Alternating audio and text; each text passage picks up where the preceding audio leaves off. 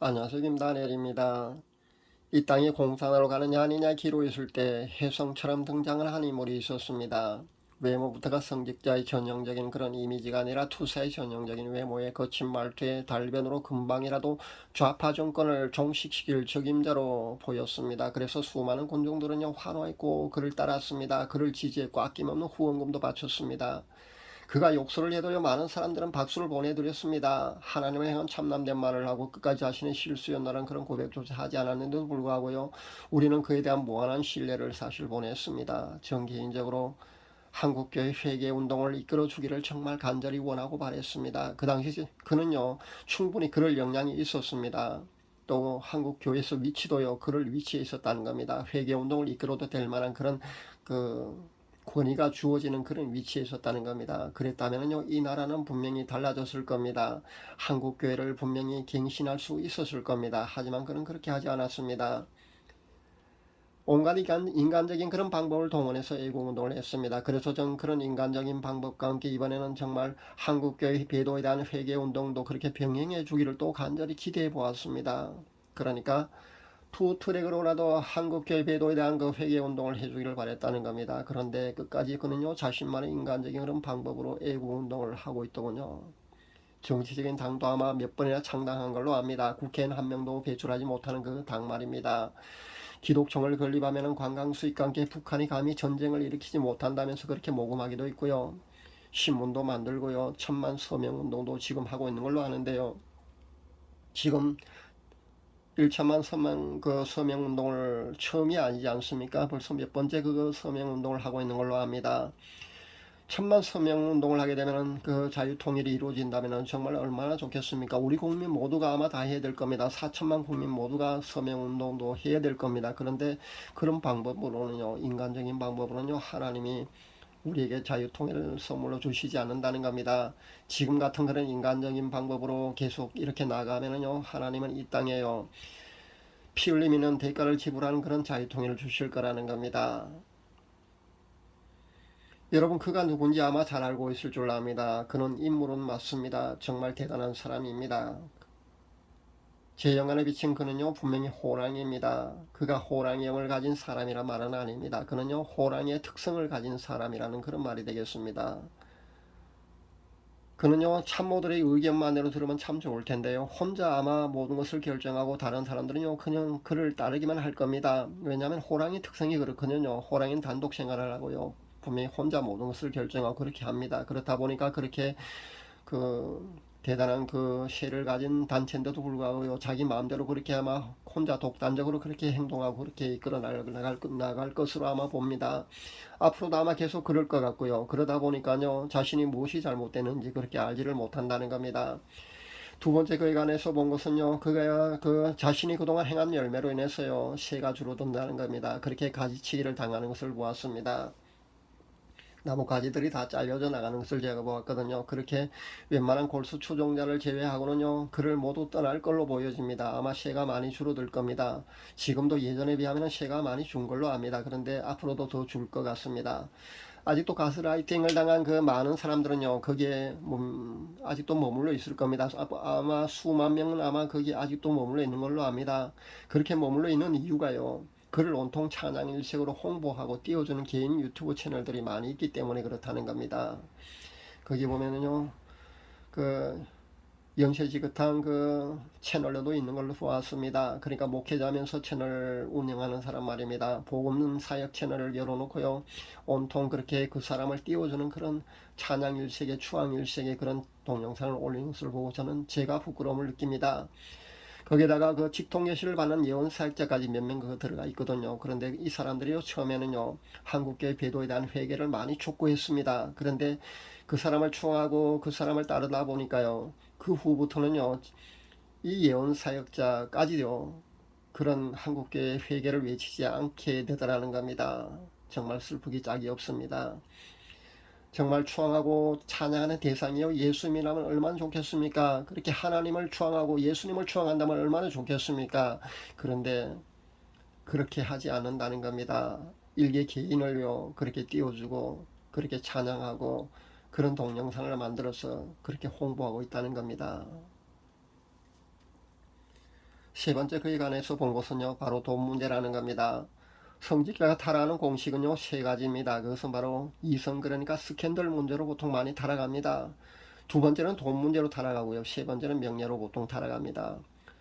여러분이 잘 알고 있는 유명 대형교회 목회자 타락하는 공식 여러분 잘 알고 계실 줄 압니다. 그리고 대단한 영성가 우리가 존경하는 그런 목회자들 중에도요. 제가 말씀드린 스캔들, 돈, 명예 이 세 가지로 보통 타락을 합니다. 그러니까 그들도요, 이 세 가지에서 자유로운 목회자나 그런 영성가들은 거의 없다고 보는 것이 아마 맞을 겁니다. 한때 그들도요, 하나님이 기뻐하시고 인정하시는 그런 주의 종들이었을 겁니다. 하루 10시간 기도한다는 그런 목회자도 있지 않습니까? 저도 그분을 대단히 존경하고 따랐거든요. 그런데 그 목회자조차도 결국 그 대형교인데 자신의 세습을 하는 것을 제가 보고 정말 실망감이 컸습니다. 그 사람만큼은요, 그렇지 않을 줄 알았거든요. 근데 세습을 하더라고요. 기독청 건립 헌금 말인데요. 연세 많은 할머니가 알바로 피땀 흘려 모은 전 재산 900여만 원을요. 기독청 헌금으로 제가 내놓았다는 그런 기사도 제가 들은 적이 있는데요. 지금 그가 그런 성도들의 피땀 흘린 그런 삼짓돈을 가지고 어떻게 사용하고 있는지를 한번 보십시오. 그러면은요, 그가 돈에 어떤 문제가 있는지 여러분도 분명히 아마 여러분도 캐치할 수가 있을 겁니다. 제가 본 것이 바로 이거라는 겁니다. 이렇게 돈에 관한 것을 보았다는 겁니다. 교통사고가 나서요, 사람이 머리털 하나도 다치지 않았는데 불구하고요, 합의금 명목으로 자신은 40만원, 그게 서너 명의 양아치가 따라왔어요. 또 60만원, 그렇게 100만원을 요구하는 것을 보았다는 겁니다. 기독청 헌금으로 해외에서 2조인가 들어왔다는 그런 얘기도 하던데 그것이 뻥인지 아니면 진실인지는요, 아마 나중에 드러날 겁니다. 그리고 현재 그렇게 모금하고 있는지 얼마가 모금되는지 아무도 알 수 없죠. 나중에 기독청 건립을 하는지 안 하는지요, 두고 보면 알 겁니다. 아무리 이야기해도요, 속는 사람은 아마 끝까지 속을 수밖에 없을 줄 압니다. 이런 식으로 계속 이슈거리를 찾아서요, 인간적인 방법으로 그렇게 실행한다는 겁니다. 결국은 여기 모든 것에 이런 방법의 뒤에는요, 결국 돈이 있다는 겁니다. 결국 돈 문제라는 겁니다. 지금도 그 호텔에서 비싼 밥을 먹어가면서 기름진 밥을 먹고요, 비싼 숙박료 지불하고요, 부흥사 1300여 명이 모여서 수련을 열고 있지 않습니까? 지금 대한민국의 상황을 본다면요, 지금 이렇게 하고 있는 행동이 정상적인 행동인지를 여러분도 아마 분명히 판단할 수 있으리라고 생각해 봅니다. 지금 경제적으로 얼마나 어렵습니까? 한국 교회 상황은 어떻고요? 코로나로 인해서요, 10,000개 이상의 교회가 문을 닫았습니다. 그러면 고사 상태에 있는 교회는요, 그 몇 배라고 보시면 됩니다. 수만 개가 아마 고사 상태에 있을 겁니다. 그렇다면요, 가난한 목회자와 가난한 선교사들은요, 알바를 한다는 겁니다. 대리운전도 하고요, 라이더도 하고요, 그렇게 알바하고 투잡을 뛰고 있어. 그렇게 안 하면은요, 먹고 살지를 못한다는 겁니다. 그렇게 하고 있는데요, 부흥사들은요, 이들에 비하면은요, 경제 상황이 조금 낫지 않습니까? 그런데요, 좋은 옷 차려입고 비싼 기름진 밥을 먹으면서 비싼 숙박료를 지불하면서 거기서 찬양하면서 기뻐 날뛰는 거, 기쁨에 계속 춤을 추는 거요. 막 춤을 추든 성령 춤을 추든 상관은 없습니다만 지금 상황이 그렇게 춤을 출 땐가를 한번 생각해 보라는 겁니다. 지금 상황은요, 대한민국의 상황은요, 한국교회 상황은요, 춤출 때가 아니라 울어야 할 때라는 겁니다. 회개하면서 울어야 할 때라는 겁니다. 상황 판단을 너무 못하고 있다는 겁니다. 결국은요, 이렇게 하는 모든 것들은요, 이런 인간적인 모든 방법은요, 하나님의 진노를 불러일으킬 수밖에 없다는 것을 분명히 알아야 합니다. 하나님은요, 심판하시기 전에요, 심판의 당위성과 필요성이 충족되어야만 반드시 심판하십니다. 이렇게 하는 모든 행동들은요, 분명히 하나님의 심판을, 그 심판의 날을 당기는 그런 역할을 한다는 것을 알아야겠습니다. 네 번째 제가 본 것은요, 어떤 탱크 한 대가 앞에 있는 SUV 차량 한 대를 깔아뭉개려고 하는 장면을 제가 보았습니다. 제가 깜짝 놀라서 안 된다면서 고함치면서 달려가 보니까요, 그 SUV 차량 운전자는요, 성결교회 A 목사였습니다. 저 개인적으로는 성결교회 A 목사를 그다지 존경하거나 그렇게 따르는 사람은 분명히 아닙니다. 그래서 A 목사의 그 채널에 들어가서 동영상을 한번 훑어보았습니다. 그런데 거기 보니까요, J 목사와 온통 대립하고 있는 그런 동영상을 많이 올려놨더군요. 그렇게 현재 대립하고 있는 것 같습니다. 아마 거기에 관한 장면이 아닌가 싶습니다. 아마 계란오바이 취기일 수도 있다고 저는 생각해 봅니다. 분명히 그럴 겁니다. 한쪽은요, 조직과 작은 가시가 엄청나지 않습니까? 근데 개인이 이렇게 싸운다는 건요, 쉽지가 않다는 겁니다. 그러나 진리와 비진리의 싸움이 분명합니다. 여러분도 응원 많이 해줄 수 있기를 바랍니다. 전에 참남된 말을 하고 실수였나라는 그런 고백조차 하지 않았는데도요, 갈수록 제 목사의 그 발언과 성경 해석은요, 진리를 크게 벗어난 그 비진리 쪽으로 가고 있다는 것을 우리가 알아야겠습니다.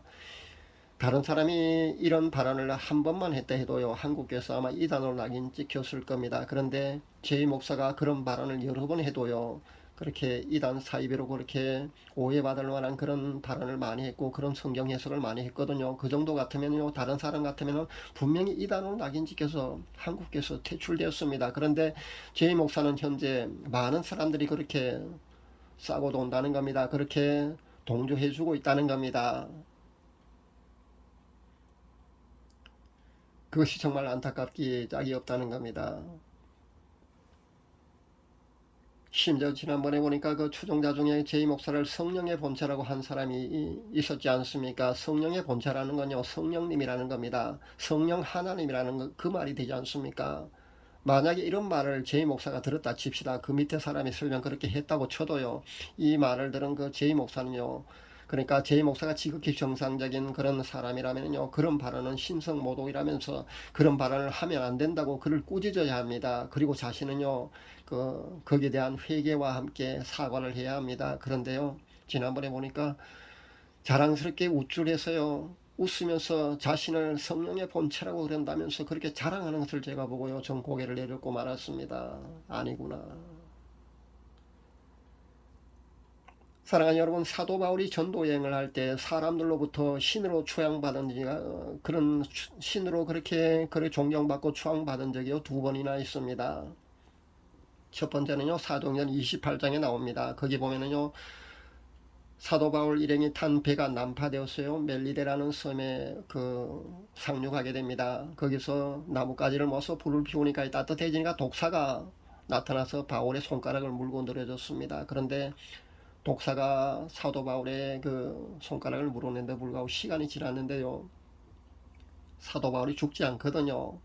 그래서 그 섬에 사는 토인들이요, 바울을 신으로 여겼다는 그런 기록이 나옵니다. 두 번째는요, 사도행전 14장에 나오는데요, 루스드라에서 복음을 전하다가 태어날 때보다 하반신 지체장애를 가지고 있는 사람을 고쳐주는 장면이 나옵니다. 그럴 때 거기에 모였던 많은 사람들이요, 사도 바울과 바나바를 신으로 여겼다는 그런 기록이 나옵니다. 이때 사도 바울과 바나바가 어떤 발언과 스탠스를 취하고 있는지 여러분도 잘 알고 있지 않습니까?